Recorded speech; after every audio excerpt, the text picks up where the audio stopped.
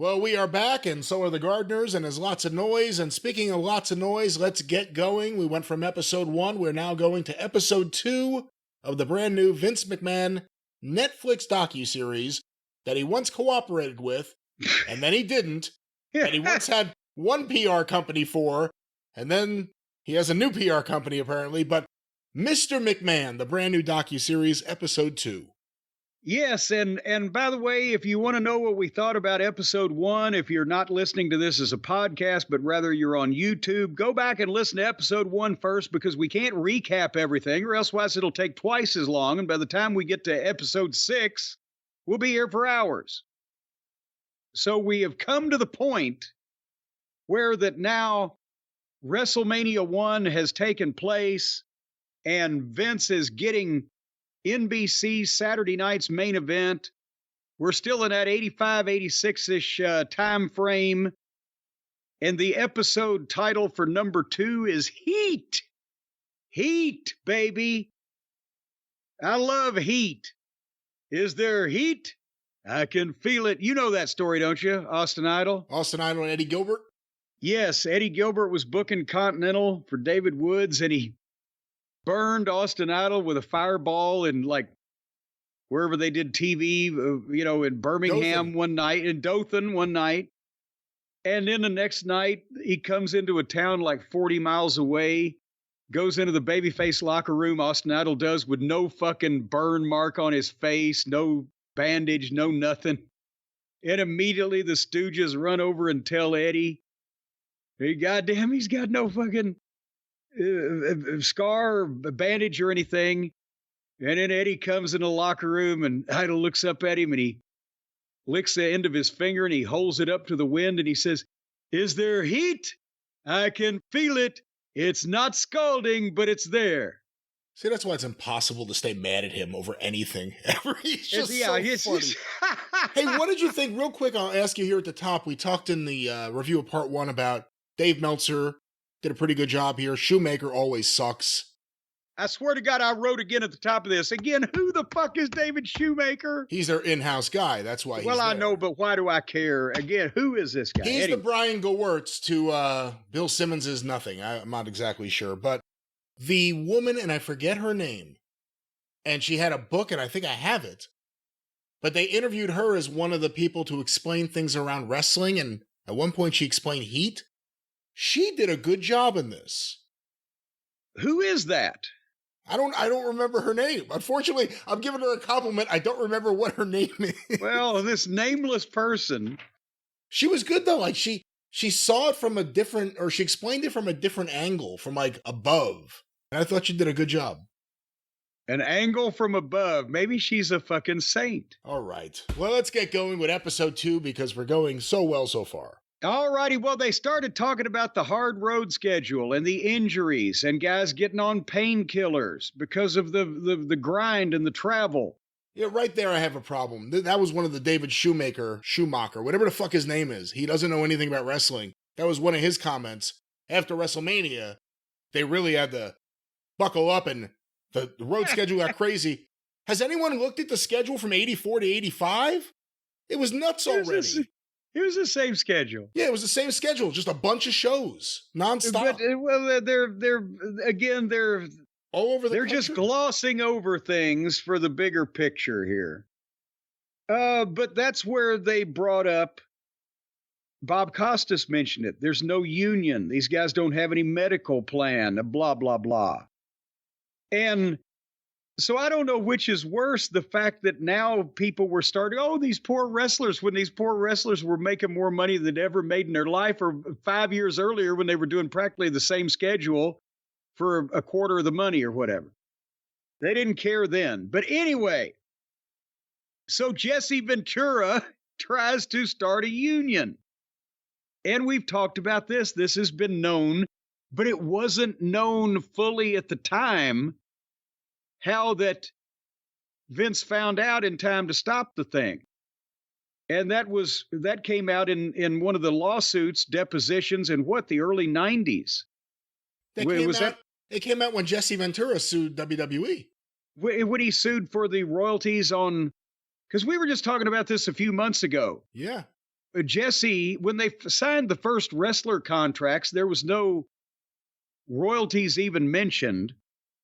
And then they started putting royalties into contracts for the guys, but it was still a very rudimentary form of, they could pay you whatever they wanted to pay you.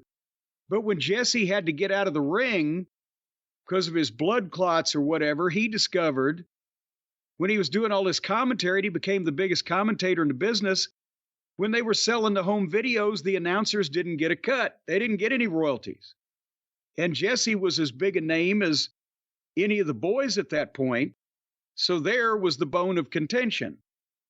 But before that, in '86, before WrestleMania 2, Jesse had tried to get everybody together and say, look, what's he going to do if we all, before WrestleMania 2, say, we're not going out? What's he going to do? Well, the problem is, before they found out what Vince was going to do, what you going to do, brother? And wait a minute, I've got the quote again. Hold on. I went straight to Vince. I made a beeline, brother. The way Hogan told it, Jesse was trying to undermine Vince. So I went straight to Vince because he deserved it. And then they had like 5 or 6 guys say, yeah, Hogan ratted him out. Hogan was a rat. Hogan stooged Jesse. And then Vince says, well, nobody would ever follow Jesse in the locker room anyway. Which it truthfully in 1985, 86, there may have been a case for that, but a lot of guys thought it sounded like a good idea. But when Vince got the advance word, he had a meeting in advance and squashed that. And correct me if I'm wrong, but they never really were able to finger Jesse as the guy for sure until the deposition and the testimony, were they? Well, no, they never fingered Hogan until... I'm sorry, I said that wrong. Jesse never knew who stooged him out to Vince. And in the deposition, Vince McMahon admitted under oath that it was Hogan. And they also left out the part of the story. And by the way, how cool did Jesse Ventura look in 1986? As cool as anyone ever. He got fired. He left. He went to do Predator. Yeah. And NBC, Dick Ebersol, they demanded him back on Saturday night's main event. As good as Bobby Heenan was, that wasn't what they signed up for. They wanted Jesse Ventura hosting that show. And they got him. And at that point, Hogan owed a lot to Jesse because Hogan had ripped off quite a bit of Jesse's shit. Speaking of Austin Idol, he's ripped off a lot of Austin Idol shit. Well, there you go. They both ripped off a lot of Austin Idol shit. Yeah. So then, correct me if I'm wrong, but I don't believe that Jesse and Hogan have been on good terms since that time, have they? Jesse thought Hogan was his friend, according to Jesse, and then that came out, and he has no respect for him and thinks very little of him, lets everyone know it, and when Hogan came into WCW, Jesse disappeared from WCW. But then Vince said, my idea for WrestleMania 2, how can we top one? Well, we're going to do it in 3 different cities. They didn't mention that the previous November, Dusty had the idea to do it in 2 different cities. So Vince was really just doing one more city, but he didn't have the concept idea. They didn't mention Starrcade when they mentioned how he came up with the idea for WrestleMania. They didn't even mention the Brawl to settle it all to say how he came up with the idea for WrestleMania, or the War to settle the score, or any of the other events he tried to do that year. Well, but anyway, Atlanta and Greensboro, the first bi-location wrestling event in history. Any technical difficulties that you know of? No, I don't remember any. I don't remember anybody complaining or talking about anything. Otherwise, that card, there was a lot of matches on that fucking card. The home video clipped out about 5 or 6 of them. But technical difficulties, no, I don't remember anything. And they did it the next year. They did it in '86 too. Same thing, Atlanta and Greensboro. But nevertheless, so then what do you do, Brian, for WrestleMania 3? Well, you got to go to the Silverdome. Boy, that place looked like it was ready to be fucking imploded in 1987, didn't it? You know what? It's still my favorite look ever for a wrestling event from the inside. I love the way it looks where it's still bright out. Everything's lit inside, but every seat is filled up, so it looks incredible. And then when it gets dark for the main event, looks incredible. I love the way the Silver Dome looks for that event.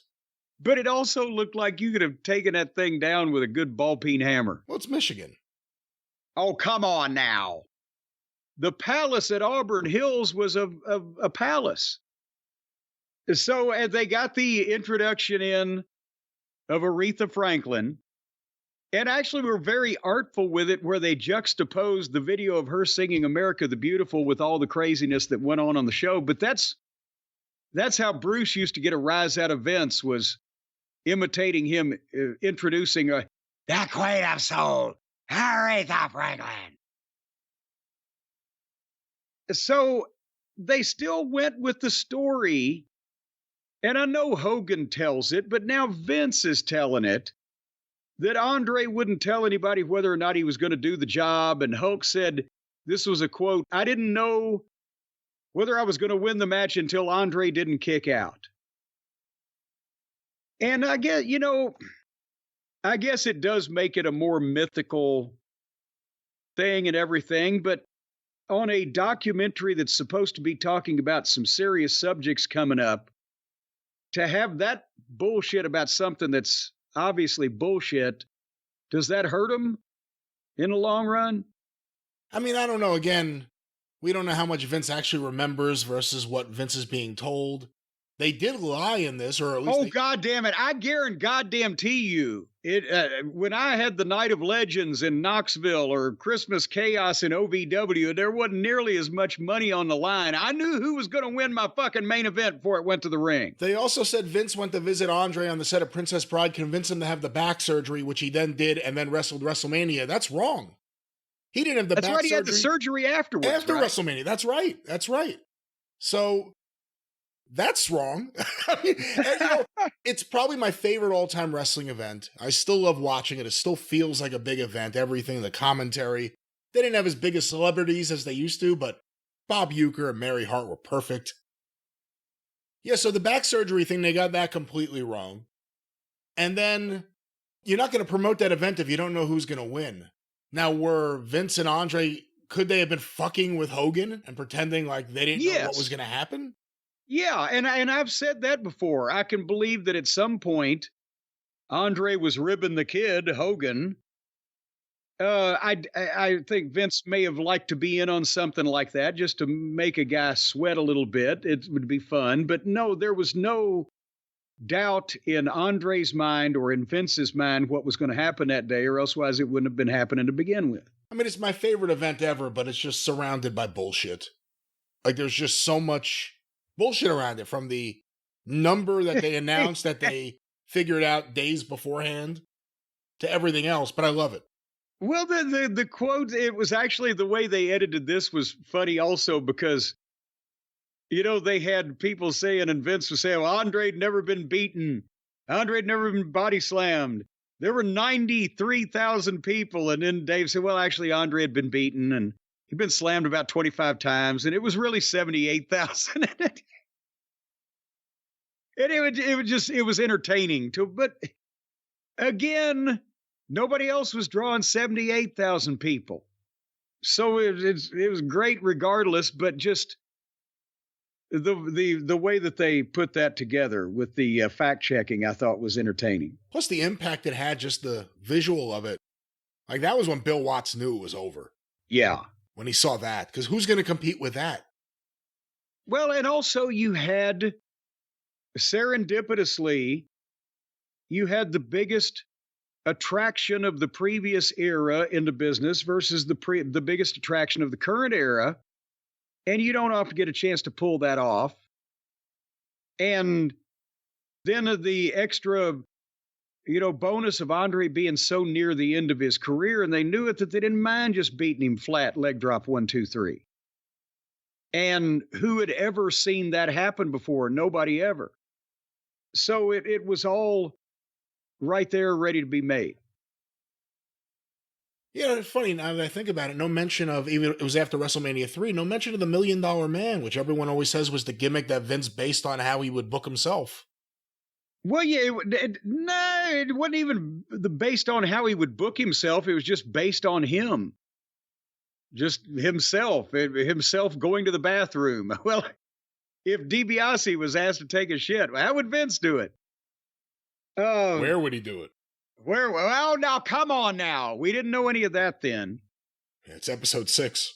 Did you enjoy that they actually admitted that the movie No Holds Barred was the shits? I went to see that opening weekend with my next door neighbor. We were 9 years old. It was the worst movie ever. Man, that was a movie our parents wouldn't even see it. Like, that was the first movie ever where my parents and my neighbor's parents agreed to allow us to be dropped off at the movie theater without supervision because they didn't want to see that movie. No Holds Barred. But see, now that's the difference in generations, because when my bad wrestling movie when I was a kid came along, The Wrestler with Vern Gagne and Billy Robinson, when I was 12, it was in a theater where my mother could not drop me off and leave me alone. She had to go in with me because that was the United Artists Penthouse Theater before they renovated it back to being the Louisville Palace, and there was winos sleeping up there. Yeah, No Holds Barred is Vince McMahon and Hulk Hogan writing a script to a movie. And it's the worst thing ever, and Hogan's acting is never worse than it is there. You know who steals the movie? Stan Hansen. Actually. I remember that, yes. Because what a fucking personality he is. But everybody else was acting. Hansen was just being Hansen, right? Well, maybe dialed up to 10, but No Holds Barred was certainly... Well, but I mean, it was Stan. It wasn't, Hogan wearing a tutu or whatever. So they mentioned that. They didn't mention in 1988 he promoted a Sugar Ray Leonard fight, didn't he? And it didn't go well. It was like the first Sugar Ray Leonard fight that didn't do well on pay-per-view. That's right. I forgot about that. Because again, one of the stories is everything Vince tries to do outside of wrestling, it never works. Well, they were about to get to that. First, they had to gloss over the disaster that was... Well, what number in WrestleMania was 91? The Gulf War, LA Coliseum, Sports Arena 7. fiasco? 7. Yeah. Well, they talked about the Warrior before then, didn't they? Yes. Well, the Warrior made it for about 90 seconds, if that. It was basically like by 1990, Hogan was fading a little bit in popularity, and here came the Ultimate Warrior, but we put the belt on him, but then nobody liked him in the locker room, and he was the shit, so we took it back off of him and put it back on Hulk. And that was Thank You for Coming, Warrior. But that's really, in this story, that's about all he deserves, isn't it? I mean, if you're not... Did I offend you as a childlike WWF fan from the early 90s? As a childlike, or as someone who as a child was a WWF? Well, you know what I'm saying. That's right. No, you don't offend me with that. But I guess... if you're not going to tell the story of the relationship between Vince McMahon and Jim Hellwig, it's okay not to do that. The Sergeant Slaughter thing, I think it was a missed opportunity, maybe it's just me, to tell the story about how one of the most popular guys in the company left because he got the G.I. Joe deal, and you said no. You could only do my figure deal that I get a cut of, or you can't work here. And he didn't. And it wasn't until the toy deal ended that he went back to the WWF, and then Vince took someone who, for kids of that era, was a natural babyface, and immediately turned him heel, and then made him an Iraqi sympathizer. Yeah, and just laid waste to the whole gimmick that he'd spent the previous 15 years building, Sergeant Slaughter. But if he had come back as a and we talked about this during the Slaughter biography also. That's right. If he had come back as a friend of Hulk Hogan's and turned on him, it would have meant more. But nevertheless, then we got in a real war. They didn't even mention having to go from the LA Coliseum with 100,000 seats to the Sports Arena. They just said, well, Vince said, we followed through with the match, but we geared it back or whatever. And that's when Costas made the comment that I liked wrestling in the mid-'80s, but then it took a nastier turn. And, I mean, I remember the Gulf War I was not a fan of because we were doing the thing with the Fabs and me against Lawler and Dundee in Memphis, and our TV was preempted, and it was killing that. But at least we weren't using Iraqi fucking heels, right? We weren't actively, whether it was an actual official war or not, they felt like it was okay as long as we didn't declare war. But then we declared war. But was the whole thing necessary? Ended right away. That's the other thing. The war ended in 2 seconds. Yes, the war. It was actually, I think it was 3 weekends, just enough to fuck up our television. And there's that. I was just going to say the taste of the whole thing, even for the fans of 1991 that weren't nearly as smart as they are today, et cetera, nobody liked that deal. Not the regular fans and not most of the people in the business, did they? Well, I was there. You weren't. You were 6. Well, no, I was 11 in 91. Well, then you should have done something about it. It wasn't what you wanted from a heel Sergeant Slaughter. Again, it was a miss on a bunch of levels, even before you get to the idea of it being tasteless because of the war. But there's also an example. They talked about the foreign heels in episode 1. This wouldn't have been that out of place in wrestling 10 years, 15 years earlier, 20 years earlier. But this is an example of times changing, and wrestling had to catch up to that. Vince McMahon specifically had to catch up to the times. Yeah, and as you mentioned, they didn't even do the angle right. So it just bleh. But then here comes George Zahorian. And you have the juxtaposed quotes of Hulk Hogan talking about steroids saying, well, it was the norm back then, and Costas saying the WWE reeked of steroids. And, of course, there was the World Bodybuilding Federation, which Vince decided to start about that time. Wonderful timing there. When you find that you're being investigated, what a great thing to do. Investigate me for steroids? Let me start a bodybuilding federation. Yeah.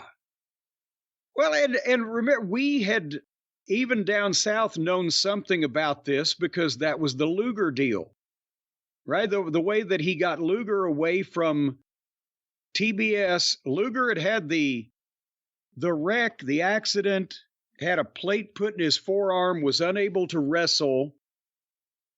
And help me out on this. Did either his contract with WCW expire, or did he get out of it some type of conditional release?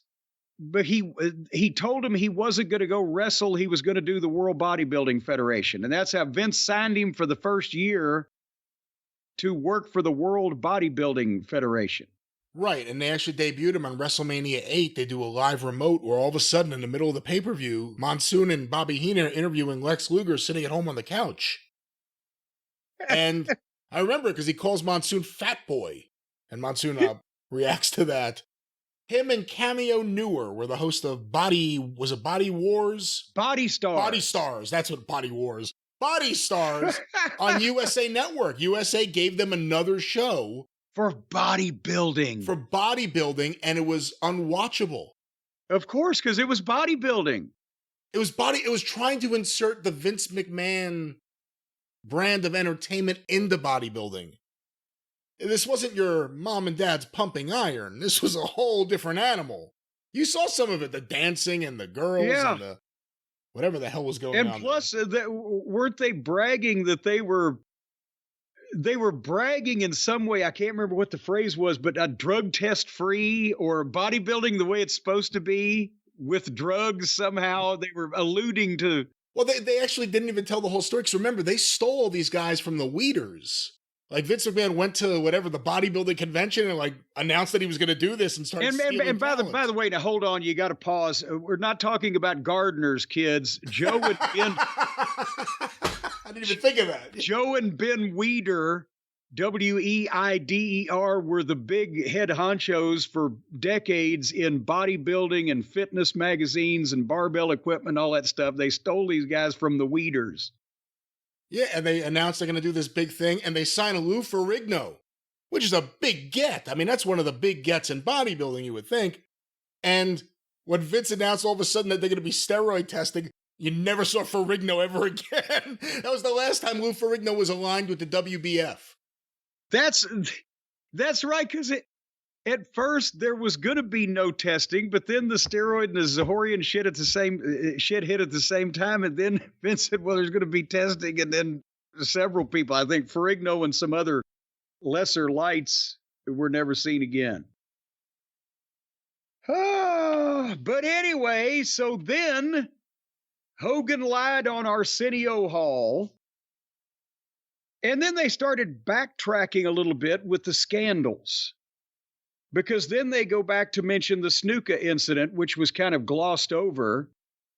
And nothing was really made of it. But again, that's another, good Lord, you could write a book and full-length magazine pieces on that story.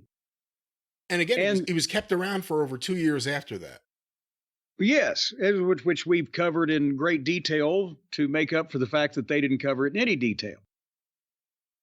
And then the Mel Phillips and Terry Garvin and Ring Boys scandal. And I'm glad they mentioned Pat so that at least it could be put out there that no, he didn't have anything to do with it.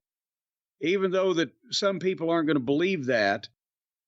But Meltzer said that, when he asked about Pat, Vince said one of these guys is innocent. And Pat's the one that came back. And yeah, I'm sorry, but anybody that thinks that he was doing anything wrong, fuck you. Blow me. How's that? Terry Garvin and Mel Phillips, different story, and nobody was defending them. But I hate that Pat still gets drug into that. Now, again, Tony Atlas had an interesting thing to say about that. Well, but the thing is, he said, yeah, he grabbed my pecker in the locker room. Now, did Pat Patterson grab somebody's dick playing around in the shower or touch him up the ass, as Adrian Street used to say? Yeah, you see, that's not allowed. That's where there's a problem. What's odd about that? What's odd about that? You think that's okay? I saw a million people do it, whether they were gay, straight, or if you see a guy in the locker room. Doesn't mean it's okay. Nobody ever thought about it.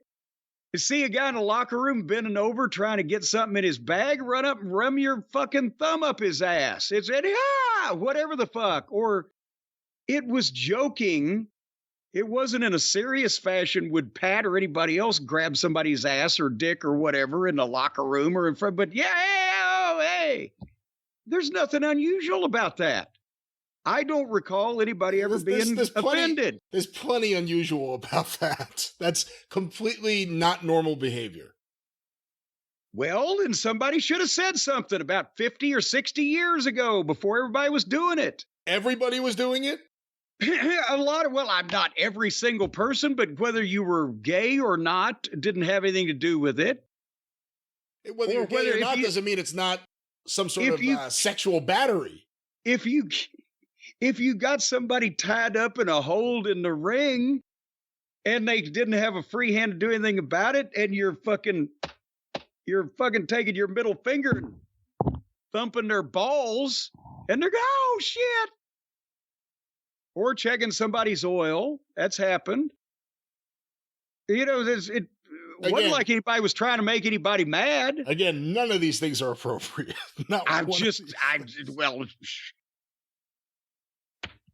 Search me. I didn't know. I will not. I will not. You see, I follow my own rules. But I'm just saying that it's not like if you're talking about sitting somebody down and saying, hey, if you don't blow me, then I'm going to make sure you're fired and your family will never eat again. That's one thing. But if you just reach over and grab somebody's dick and squeeze it to see if they'll fucking jump, well, that's just, you got to have something to do before cell phones in the locker room. And again, if you're one of the bosses in the company, like Tony Atlas said, what are you supposed to do? It's not like Tony Atlas. If Tony Atlas punched him in the face, Tony Atlas has no job. No, actually, I think if Tony had punched him in the face, Vince would have probably given him a raise just because he would have thought it was funny. But thing is, again. But again, that's different. But I do think whatever that Pat Patterson was joking around, as you're putting it, with a Tony Atlas or whoever, that's different.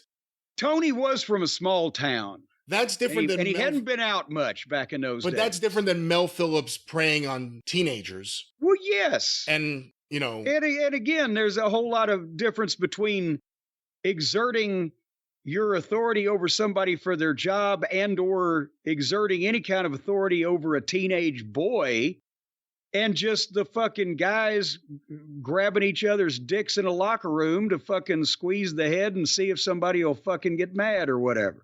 This was kind of the only mention as of to the point I'm watching so far of the relationship with Vince and Pat. Did they spell out enough how close Pat was to the family? No, but I'm pretty sure he'll be back. This was only, episode 2. We're still in the 80s. They did make mention early at the time 90s. Early 90s.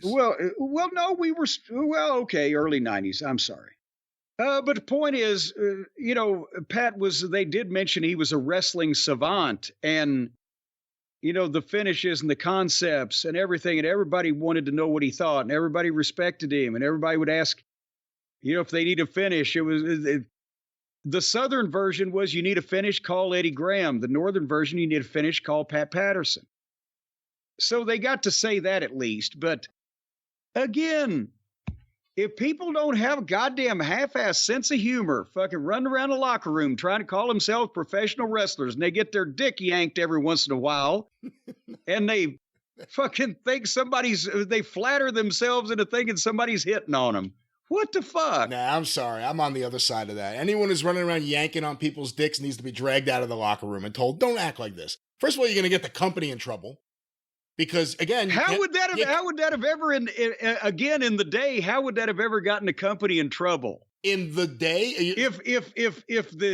if Alibaba goes and tells fucking Jack Pfeffer that Dave Levin fucking tickled his goddamn taint while he was bent over in the shower, what the fuck? If it happened today, there would be a whole bunch of problems. If anything happens today, there's a problem because today sucks. No, I think today's better than weird sneak attack sodomy in the locker room.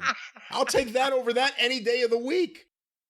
That isn't funny. Those are weird people who have no idea how to act. That's what that is. Oh, for heaven's sake. Boy, I tell you. I didn't realize that the locker room was that strange of a place. It seemed normal to me. When was the last time anyone got a thumb up the ass in the locker room? Well, I haven't been in the locker room in a few years, but... You went right past the Arsenio thing. Where were you when that happened? Were you watching that live? Oh, no, I didn't care enough to... I was probably in a car somewhere coming back from a show. I'm pretty sure I recorded it on the VCR, but I didn't watch it live. Because that was devastating. That destroyed Hogan. Well, and that's why he had to bail out of there and go make movies for a while because he was buried with the wrestling fans.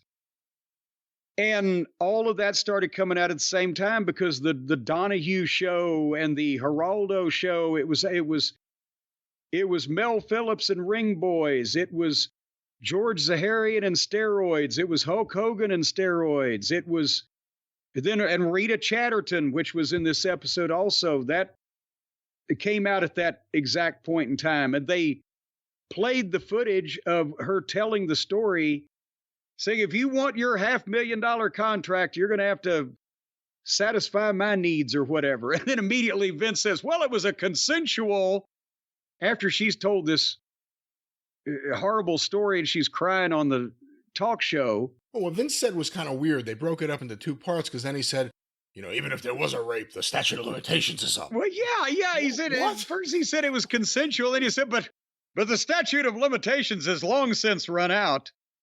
And then they had an addendum at the addendum at the end of this episode that due to that new law in New York, she was able to refile and got settled with last year or whenever. And again, I've said it before when we talked about Rita Chatterton and that episode when it came back up again a year or two ago. I feel bad for her. The only thing that I call bullshit on is that she genuinely believed that he was going to give her a $500,000 contract if she had any contact at all with anybody else in the wrestling business. She's in the locker room as a referee. She had been trained at Who was a wrestling school? Mario Mancini? That would have been Tony Altomore's.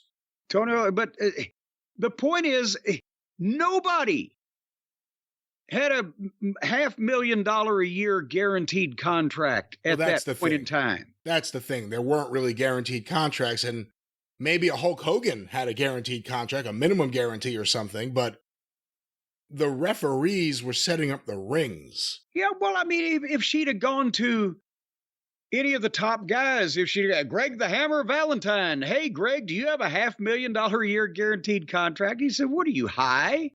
What the? So I'm wondering if she was like, well, maybe I'll get a $500,000 contract. And then when she found out that he really had not only lied to her, but forced her in it, she's like, well, fuck this. But yeah, that's the only thing about her story that is remotely unbelievable. I can believe everything else that she said happened, except for then. And I guess I can believe that Vince told her he would give her that contract. That would be like me walking into the lobby at NASA and somebody saying, hey, we'll give you $5 million to be an astronaut. I guess something's got to be wrong with this. And that's the first known example of Vince sleeping with any talent, because as he would spell out, I forget if it was this one or episode 3. Oh no, it must have been this, because it was talking about Wendy Richter. You know, women's wrestling wasn't really a thing. There weren't women around. It wasn't a friendly business to women. Now there's women everywhere. Well, yeah, and none of the, I don't think this is groundbreaking, none of the women that were in the business at the time would have been classified as centerfold material, and that's why Wendy Richter got the spot with Cyndi Lauper, because she was the youngest and most attractive at that point, just from a purely physical standpoint, of any of Moolah's stable. She said that Cyndi Lauper called her personally. Yeah, that I'm sure that sounds good, but no, Cyndi Lauper didn't call and book Wendy Richter. And I get Wendy may have been. She had just been in the Midnight Express a couple months earlier. Well, all right, for 3 days. I mean, I'm not disowning her, but it wasn't like she was an ongoing member of the team. We had done an angle in Mid-South Wrestling because she was on tour with other of Moolah's girls. I think Vivian St. John was on that loop. And she did a deal where she distracted Jim Duggan in the Superdome while he was handcuffed to me so that I could put the ether on him and knock him out to help the Midnight beat the Rock and Roll to retain the Mid-South Tag Team titles. And on TV, I made her an honorary member of the Midnight Express.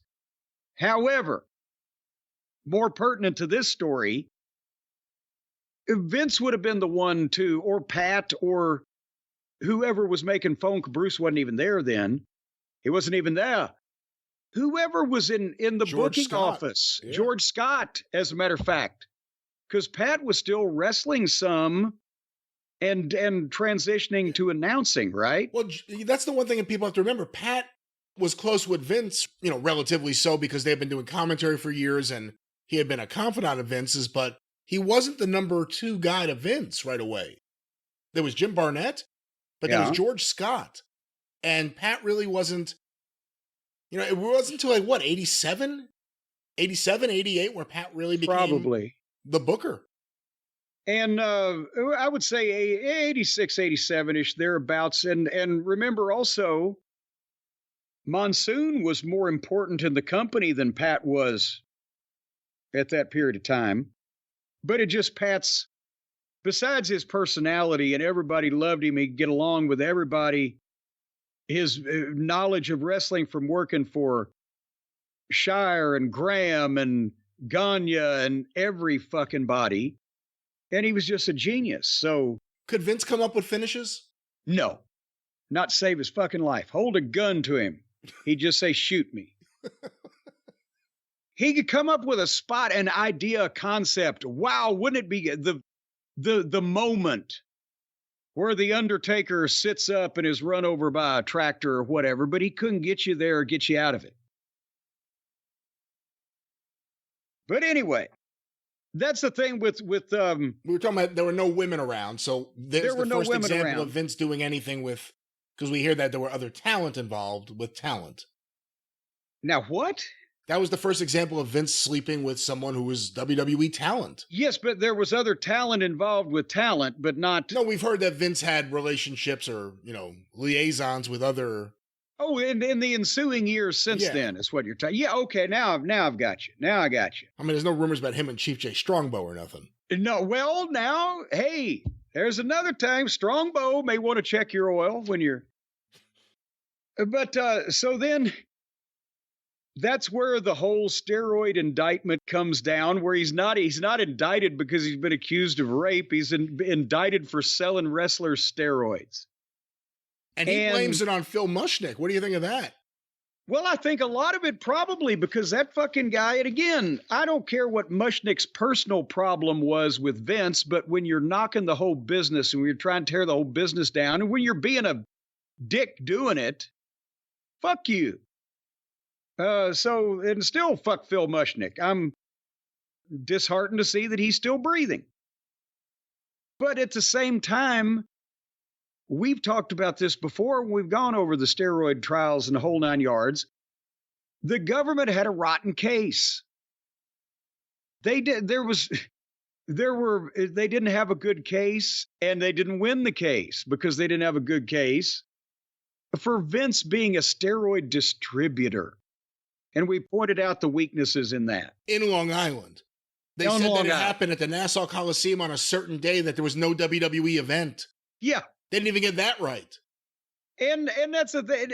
Again, Vince wasn't a steroid distributor. Anyway, he was a steroid advocate. He, at that point, he would tell the guys, oh, yeah, it's great stuff, That's the question I want to hear someone ask him. And I'm very serious. I'd like to hear, do you think people think of them the wrong way? Do you think they're okay for people? Oh, I'm sure he does. Instead of just defending, we did something back then when it was legal or whatever. Yeah. Actually, what is the defense? Give us your defense of steroids. Well, and that's, and Vince was even in this admitted, well, yes, I've used them in the past. But they overblew it and trying to rein Vince in, which I have to think part of it was because Mushnick was drumming all this New York publicity up with how horrible of a person Vince was, and how horrible of a company it was, how wretched all these people involved in this thing were. And because elsewise, why would the government waste that? Vince sounds like Trump talking about the Justice Department. And we've mentioned, and I think now everybody's seeing there are a lot of similarities between Vince McMahon and Donald Trump in terms of if their fathers had only hugged them every once in a while, a lot of people would have been happier. But in this instance, whereas, Vince didn't do what the government was trying to get him for doing. He did a lot of other shit, but he didn't do that specific thing. And Hogan had bailed out because of the bad publicity, and Turner had bought WCW, and Vince has been called a rapist. And that, remember I told you that's when Bubba, Big Boss Man, he left the WWF because he was convinced that Vince was going to go to jail. And he was like, oh, this is bad. I don't want to be a part of this. It kind of freaked him out. That's why he got out of there for a while. Yeah. He left in 93, so he left before the trial and everything. Yeah. So, but anyway, they told the story. Bischoff met Hogan at Thunder in Paradise, and Hulk smelled Ted Turner's money and got a incredible deal for way less work. Boy, the more things change, the more they stay the same. Somebody didn't want to go through the grind in the WWF, and they weren't as over as they used to be, so they got a billionaire to pay him more money for less work somewhere else. It's a little different. It wasn't like Vince was bidding for him. Vince thought he was done. Vince didn't see any heel turn. He admitted, I forget if it was this one or the next episode, and Vince was ready to pass he wanted Hogan to pass the torch. Hogan went home, ran out his contract. Yeah, because nobody thought that Hogan would be worth a shit as a heel. To be honest, at that point, if he could even pull it off. And if it hadn't been for National Hall, I don't think he could have pulled it off. Right. That was really the thing that made him cool, was those two being aligned with him. But, you know, I don't blame him for taking the deal that Ted Turner and Eric Bischoff were offering him. It's a sweetheart deal of all time.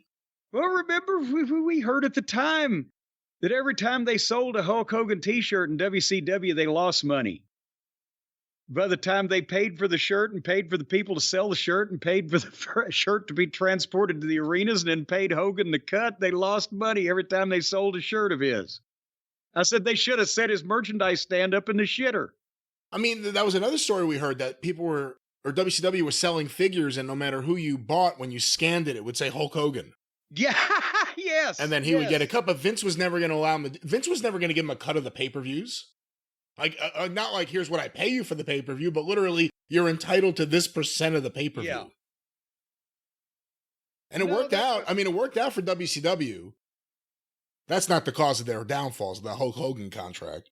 Well, and that's the thing that they left episode 2 with Hogan had told Vince that he would never run against him, like he was going to open up his own company and run it, but he'd never go opposition, but he did. And Vince said it broke my heart. And Shane said it was a slap in the face.